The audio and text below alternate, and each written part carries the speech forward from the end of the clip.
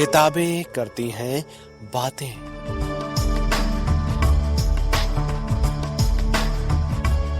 आवाज की तरंगों पर मेहनतकश जनता का साहित्य।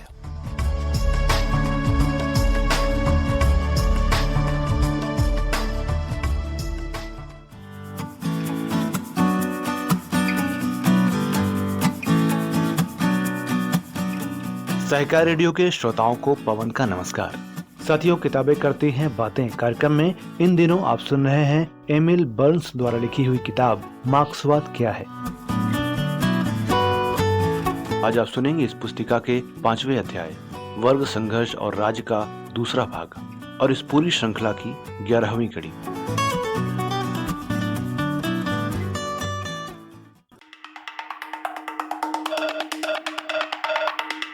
ये लड़ाई कैसे चलाई जाती है? मार्क्स के अनुसार मजदूर वर्ग की पार्टी का उद्देश्य क्रांति के लिए अर्थात पूंजीपतियों के शासक वर्ग को उलटने के लिए तैयारी करना और क्रांति का संगठन करना तथा उत्पादन की एक नई व्यवस्था अर्थात समाजवाद की रचना करना होता है। क्रांति की तैयारी करने का अर्थ है सभी तरह के मजदूर संगठनों के विकसित होने में मदद देना, विशेष रूप से मजदूर यूनियनों की मदद करना, क्योंकि उनसे मजदूर वर्ग की शक्ति बढ़ती है और वो उस शक्ति का अधिक अनुभव करने लगता है। तैयारी के काम में मजदूरों के उन सभी हिस्सों की मदद करने का काम भी शामिल है जो अपने फौरी हितों जैसे मजदूरी बढ़वाने, काम की बेहतर शर्तें हासिल करने आदि के लिए लड़ रहे हों। इन संघर्षों के जरिए मजदूर प्रायः अनेक सुविधाएं प्राप्त करने में सफल होते हैं, परंतु उन्हें स्थायी नहीं समझा जा सकता। उनके संघर्षों का वास्तविक लाभ मजदूरों की लगातार और भी व्यापक बनती हुई एकता में होता है, उन संघर्षों के फौरी नतीजों में नहीं।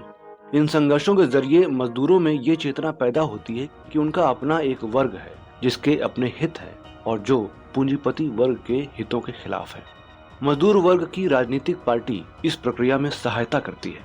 वो मजदूरों को ये समझाती है कि जब तक पूंजीवादी उत्पादन कायम है तब तक आर्थिक संकट और युद्ध मजदूरों पर बराबर मुसीबत के पहाड़ तोड़ते रहेंगे और इसलिए तब तक वर्गों का संघर्ष भी बराबर जारी रहेगा। वो ये भी बताती हैं कि इन मुसीबतों को और इस संघर्ष को उत्पादन की व्यवस्था को बदल कर ही खत्म किया जा सकता है और इसका मतलब जरूरी तौर पर यह होता है कि बलपूर्वक पूंजीपति वर्ग का तख्ता उलट दिया जाए। पुराने काल के इतिहास से यही आम निष्कर्ष निकलता था। इसके अलावा मार्क्स ने राज्य का जो अध्ययन किया उससे भी यही बात सिद्ध होती है। राज्य का मतलब लोग कभी कभी धारा सभा या पार्लियामेंट लगा लेते हैं, परंतु मार्क्स ने बताया कि राज्य सत्ता के ऐतिहासिक विकास का प्रतिनिधि संस्थाओं से कोई संबंध नहीं है। इसके विपरीत राज्य एक ऐसी चीज है जिसके जरिए शासक वर्ग अपनी इच्छा को बाकी जनता पर लादता है। आदिम समाज में राज्य सत्ता नहीं थी, परंतु मानव समाज जब वर्गों में बढ़ गया तो वर्गों के हितों में टक्करें होने लगी और इस कारण जिस वर्ग को ज्यादा अधिकार मिले हुए थे उसके लिए बिना किसी सशस्त्र शक्ति के अपने विशेषाधिकारों की रक्षा करना असंभव हो गया। ये आवश्यक था कि सशस्त्र शक्ति इस वर्ग के नियंत्रण में रहे ताकि वो उसके हितों की रक्षा करे। एंगल्स ने लिखा है, इस प्रकार की सार्वजनिक शक्ति प्रत्येक राज्य में होती है। इसमें न केवल हथियारबंद आदमी होते हैं बल्कि तरह तरह का साज सरंजाम, जेलखाने और दमन करने वाली दूसरी संस्थाएं भी शामिल होती हैं। लेनिन द्वारा राज्य सत्ता और क्रांति में उद्धृत अध्याय 1।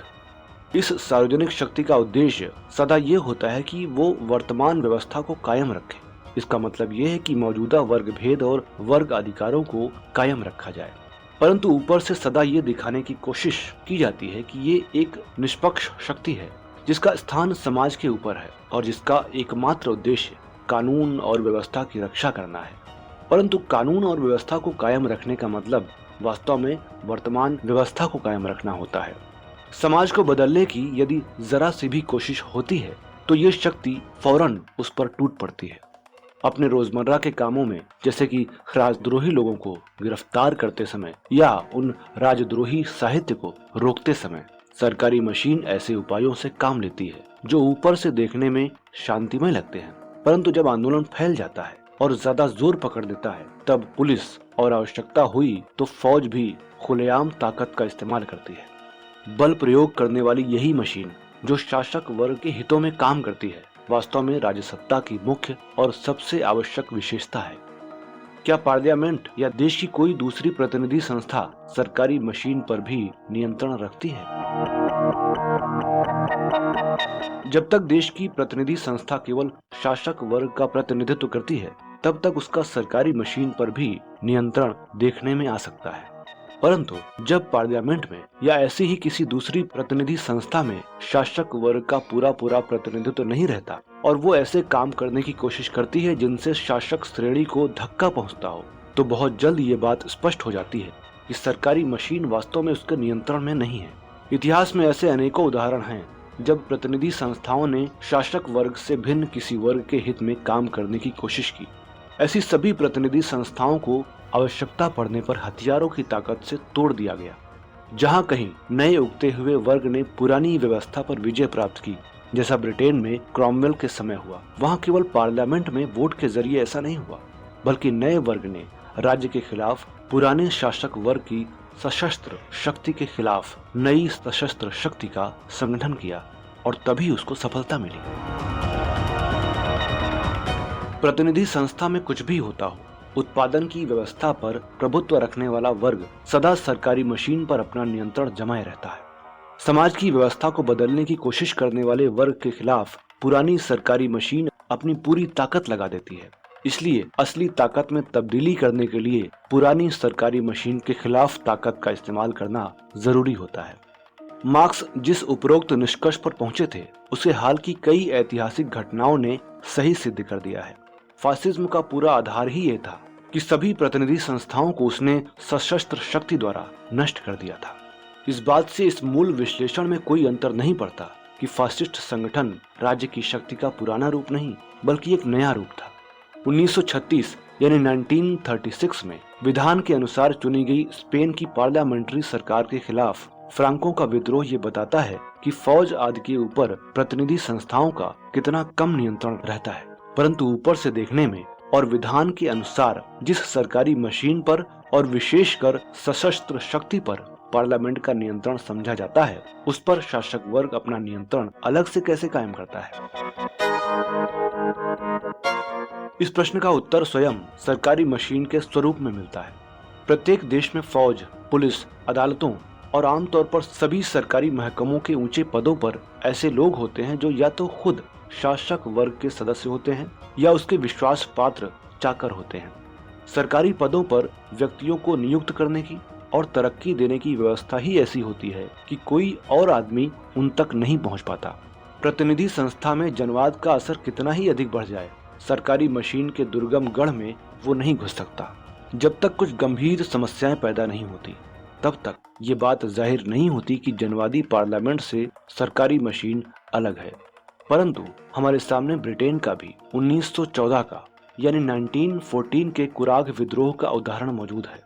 उन दिनों उत्तरी आयरलैंड को स्वराज्य देने वाले कानून के विरुद्ध प्रतिक्रियावादी गुट विद्रोह करने की धमकी दे रहे थे।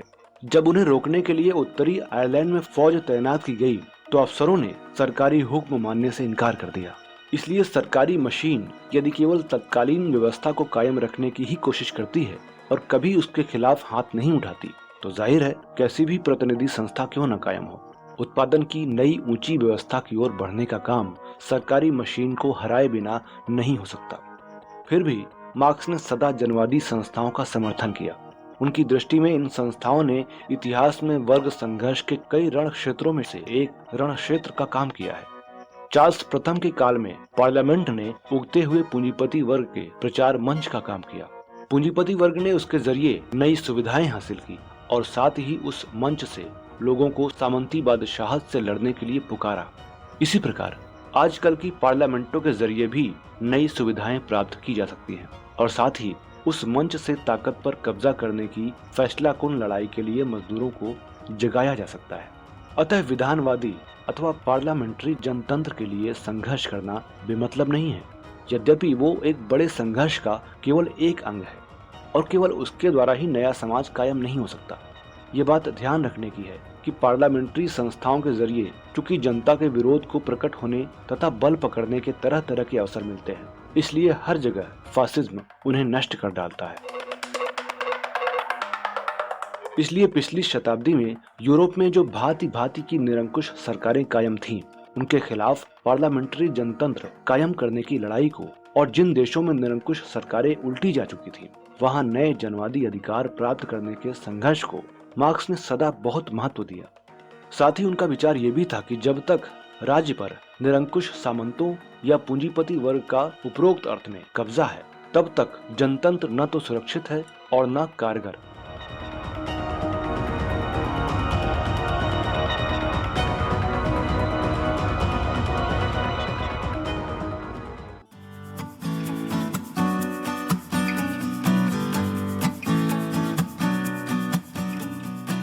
तो श्रोताओं, अभी आप सुन रहे थे कार्यक्रम किताबें करती हैं बातें के तहत एमिल बर्न्स द्वारा लिखी हुई किताब मार्क्सवाद क्या है की ऑडियो रिकॉर्डिंग का 11वां भाग। इस पुस्तिका को प्रकाशित किया है पीपुल्स पब्लिशिंग हाउस नई दिल्ली ने और इसका हिंदी अनुवाद किया है ओम प्रकाश संगल जी ने। अगर आप सहकार रेडियो का कार्यक्रम पहली बार सुन रहे हैं और हमसे जुड़ना चाहते हैं तो व्हाट्सएप पर जुड़ने के लिए हमारे नंबर 9617226783 पर अपने अकाउंट से नाम और जिला या शहर का नाम लिखकर भेजें। अगर आप हमसे यूट्यूब पर जुड़ना चाहते हैं तो हमारा चैनल सब्सक्राइब करें और फेसबुक पर हमसे जुड़ने के लिए हमारा पेज लाइक करें। सहकार रेडियो के संचालन में आर्थिक सहभागिता के लिए सदस्यता लें और आर्थिक सहयोग करें। सभी लिंक और हमारे बारे में विस्तृत जानकारी के लिए हमारी वेबसाइट सहकाररेडियो.com विजिट करें। तो इस श्रृंखला की अगली कड़ी के साथ आपसे फिर मुलाकात होगी। तब तक के लिए दीजिए विदा अपने दोस्त पवन को। नमस्कार।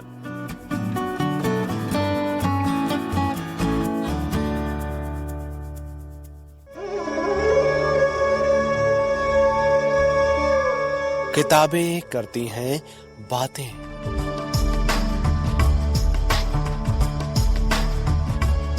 आवाज की तरंगों पर मेहनतकश जनता का साहित्य।